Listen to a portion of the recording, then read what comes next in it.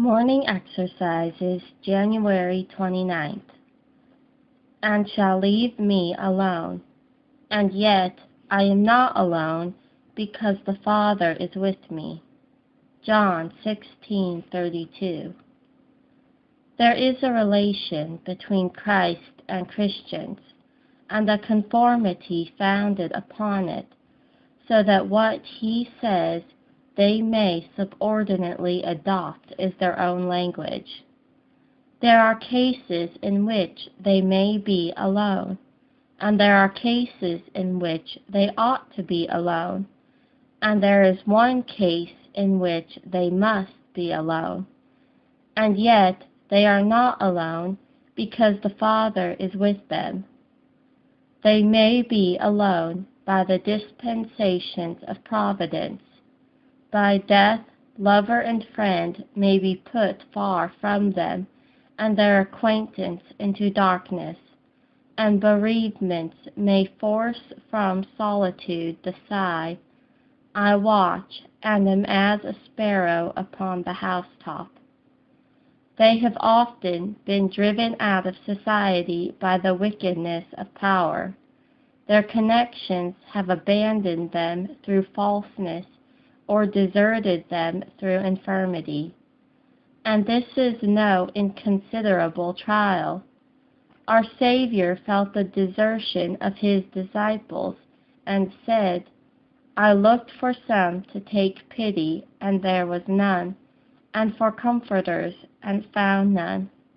But looking upward, he said, I am not alone, for the Father is with me. Joseph was separated from his family and sold into Egypt, but the Lord was with Joseph. John was banished into the Isle of Patmos, but there he had the visions of the Almighty, and was in the Spirit on the Lord's day. At my first answer, says Paul, no man stood by me, but all men forsook me. Notwithstanding, the Lord stood by me and strengthened me. Yes, whoever dies, the Lord liveth. Whoever fails us, he is firm. He is faithful that promised. He hath said, I will never leave thee nor forsake thee. They ought to be alone by voluntary solitude. Not that they are to become recluses by abandoning their stations and shunning intercourse with their fellow creatures. The Christian life is a candle, but a candle is not to be placed under a bushel, but on a candlestick, that it may give light to all that are in the house. And our light is to shine before men, and they are to see our good works and glorify our Father who is in heaven. But occasional and frequent retirement for religious purposes is a duty, and it will be found our privilege. We shall never be less alone than when alone.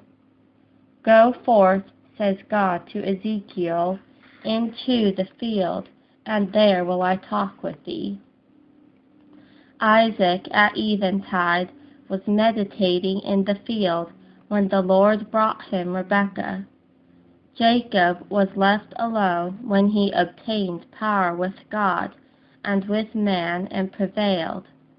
Nathanael was seen and encouraged under the fig tree. Peter was by himself praying upon the housetop when he received the divine manifestation. If the 12 patriarchs or the 12 apostles lived near us, and their presence drew us from our closets, their neighborhood would be a serious injury to us. No creature can be a substitute for God, and it is alone we hold the freest and fullest communion with Him. It is there the secret of the Lord is with us, and He shows us His covenant. There we become acquainted with ourselves. There we shake off the influence of the world. It is good to be there. Men may live in a crowd, but they must die alone. Friends and ministers can only accompany us to the entrance of the passage. None of them can speak from experience. None of them can tell us what it is to die, and it is a way we have not gone ourselves heretofore. But the Christian, though alone, is not alone, even here. Yea, says David, though I walk through the valley of the shadow of death, I will fear no evil, for thou art with me. Thy rod and thy staff, they comfort me.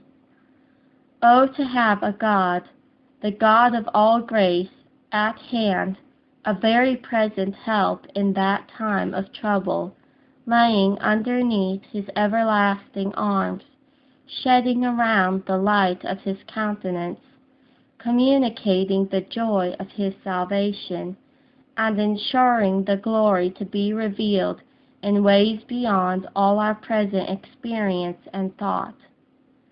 O my God, what time I am afraid, I will trust in thee. Thou hast holden me by my right hand. Thou shalt guide me with thy counsel, and afterward receive me to glory. Whom have I in heaven but thee?